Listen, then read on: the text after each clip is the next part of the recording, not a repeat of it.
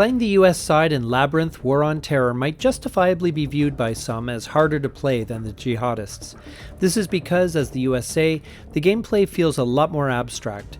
I'm going to go through 10 of my best tips on how to skillfully play the US in Labyrinth here on Legendary Tactics.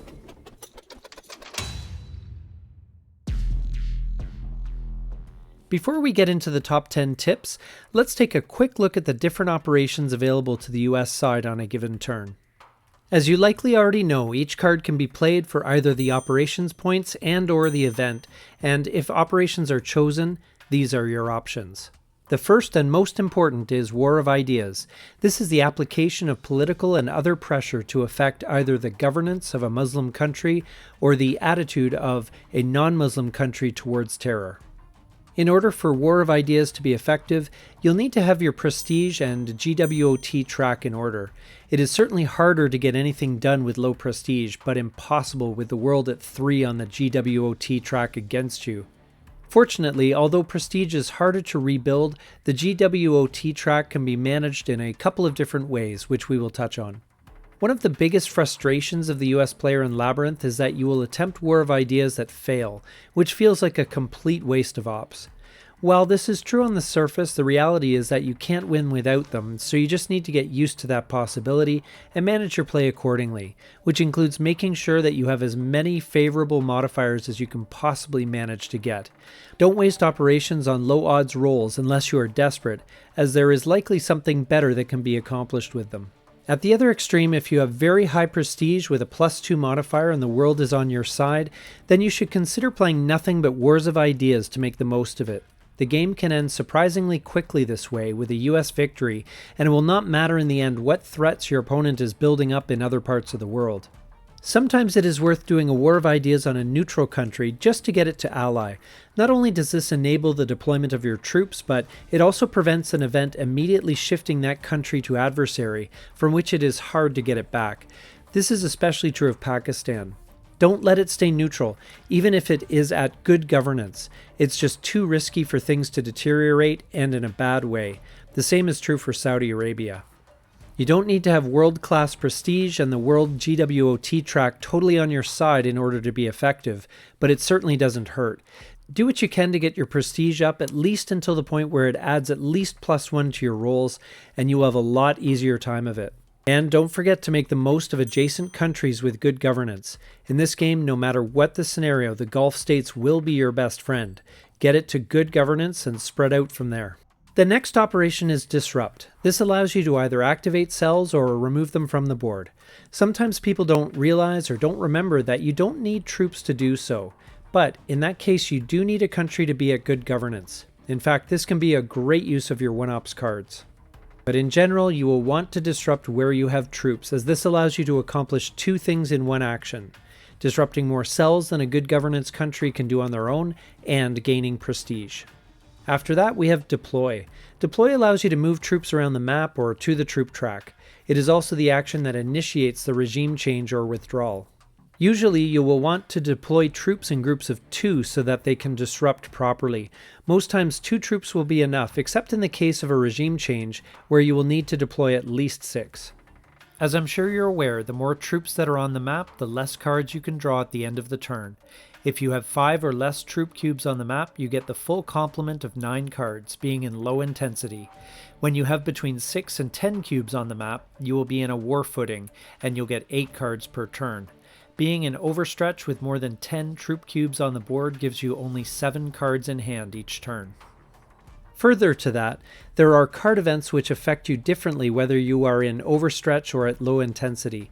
As you might imagine, it is generally not a good thing to be in overstretch. This can be made even worse if you are in overstretch as a result of being stuck in 2 regime changes at the same time. A great use of a 1-op card, especially as your last play of the turn, is to move some available troops to the troop track to give you an extra card or 2 next turn, or to build up the requisite 6 cubes there to give you the option of conducting a regime change in the future. Regime changes, as in real life, are relatively easy to get into and extremely difficult to get out of. You have to use regime changes judiciously, although they're likely going to be necessary at some point. You will want to do these at the beginning of a turn for a few reasons. First, you have a fresh hand of cards so you know what events and ops you're working with.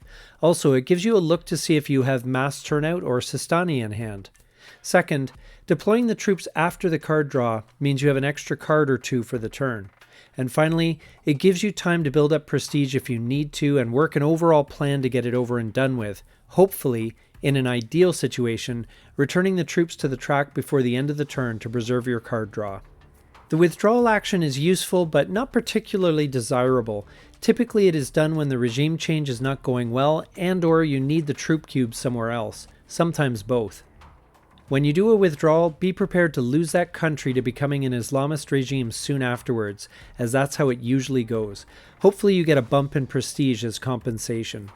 Please remember that regime changes can only be done when you are in a hard stance, and withdrawals can only be done when you are in a soft stance. It may be necessary to reassess in order to set up the action you wish to do.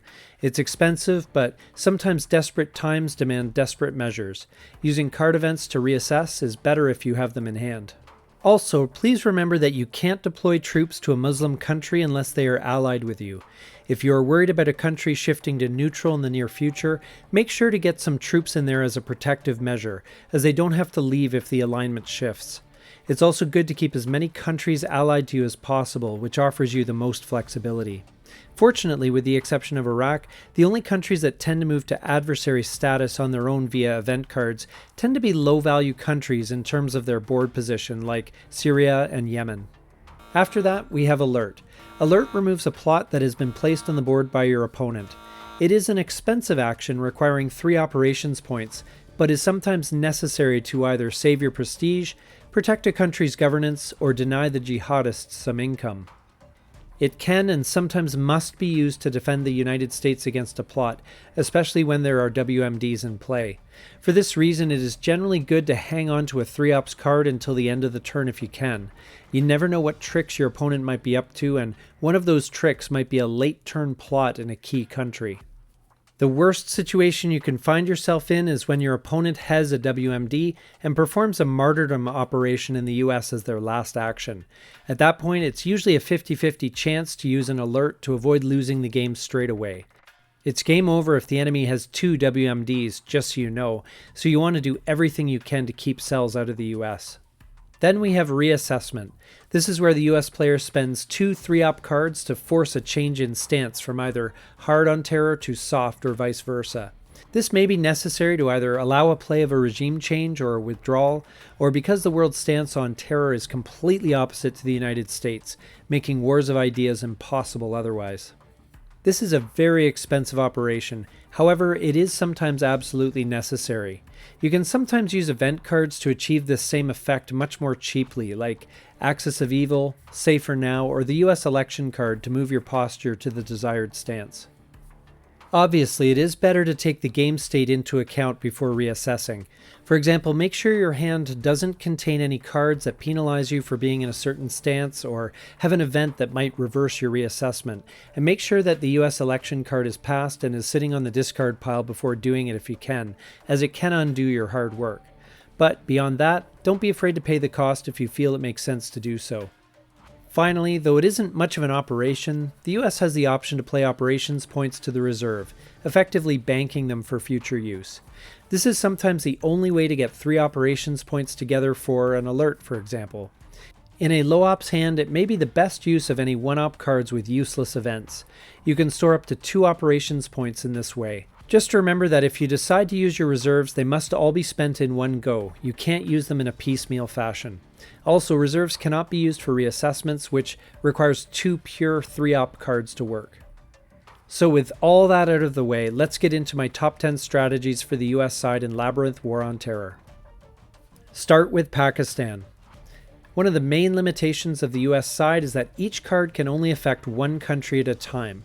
That being the case, the US needs to start with Pakistan in any of the scenarios of the base game. In every game of Labyrinth you will ever play, Pakistan will likely be a key focus. This is for the obvious reason that there are 3 WMD counters available should the country fall into the wrong hands. So what to do? The first step is to get Pakistan to ally and then drop in 2 troop cubes at the earliest opportunity for disruption purposes. Fatah will be the real hindrance here as it prevents disrupts.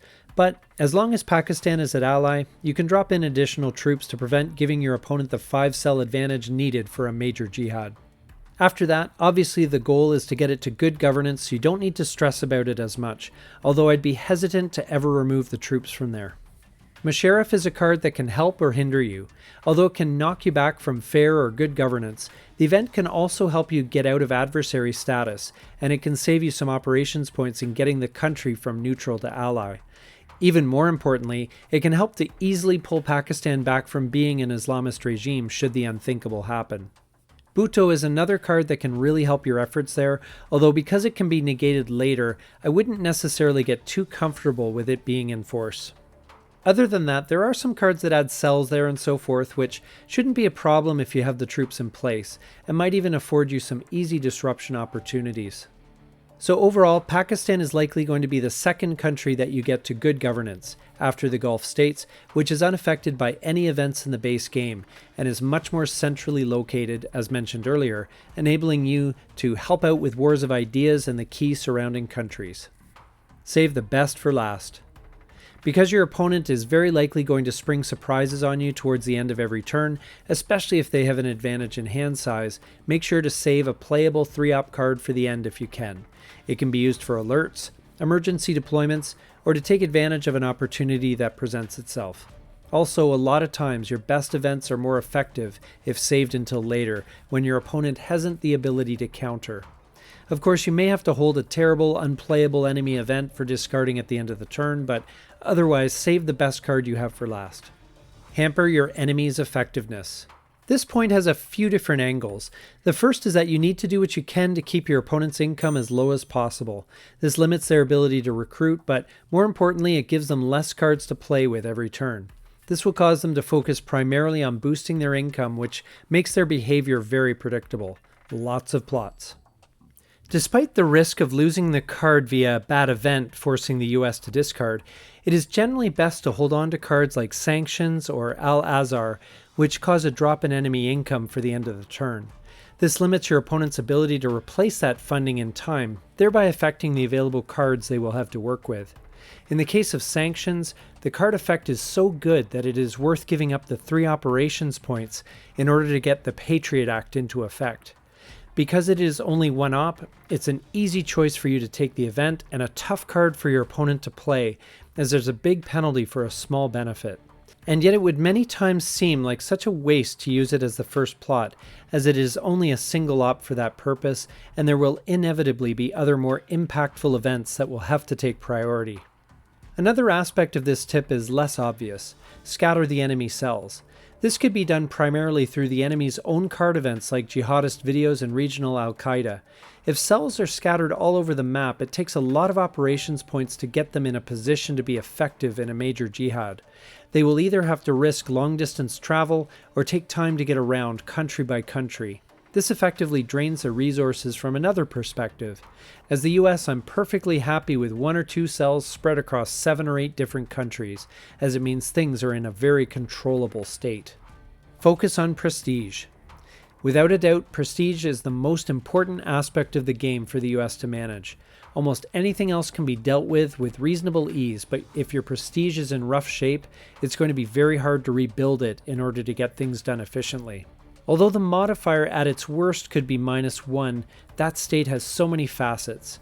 Primarily, it means that your wars of ideas become very inefficient, often requiring a roll of 6, which is only a 17% chance of success. So it should be somewhat obvious that if your prestige is high, don't play any cards that trigger a prestige check if you can help it. And when your prestige is in the toilet, you may want to seek them out. You never know, you might get lucky and get a decent bounce in prestige that sets you on a better path. I've even done regime changes with at least part of me thinking that I might get lucky and get some prestige out of it. But outside of those, you will normally boost prestige with disrupts and wars of ideas in non-Muslim countries. The latter is obviously much easier when your stance is soft, as the odds are greater that the country in which you conduct the war of ideas will end up soft as well, boosting your prestige. There are some event cards like Tony Blair which can also help with this sort of thing.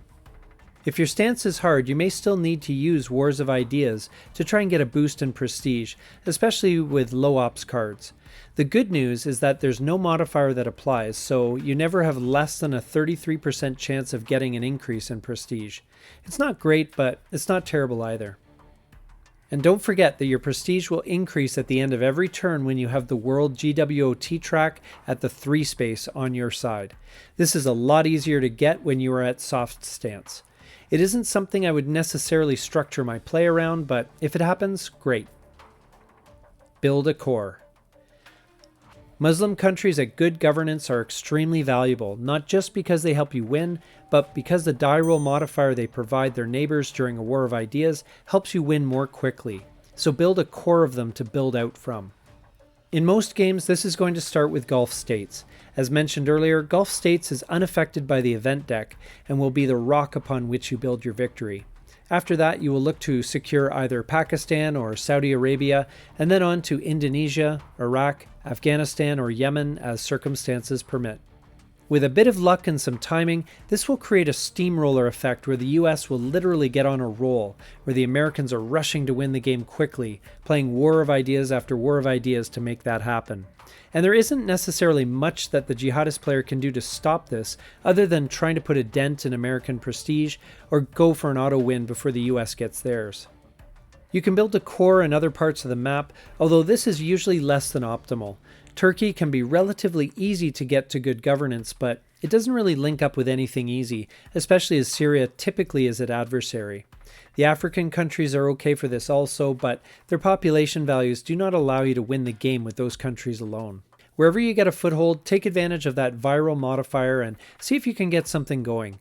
Good governance countries are not easy to bring back down, as your opponent will find out. It's almost impossible to get that done in multiple countries without a lot of luck, and even then, if there are neighbors at good governance, it might only take a small effort for the US to build the governance back. So build that core up and take advantage of it. Don't be afraid to reassess. Reassessment can seem like a bit of a scary move and a tremendous waste of resources, but the fact is there are times in the game where it is necessary. Sometimes a vast number of countries in the world are just aligned against you. Sometimes you need to do a regime change or a withdrawal. Don't be afraid to reassess if it serves your strategy.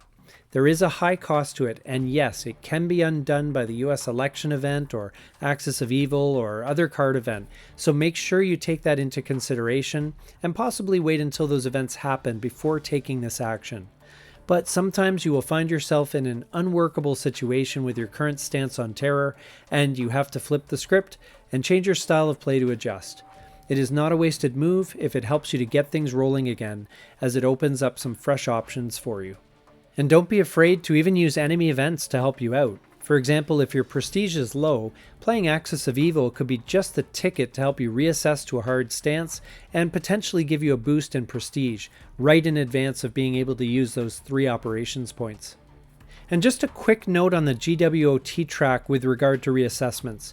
Don't stress too much about getting the track completely on your side. For most of the game, I'm comfortable with the track sitting on the 0 space.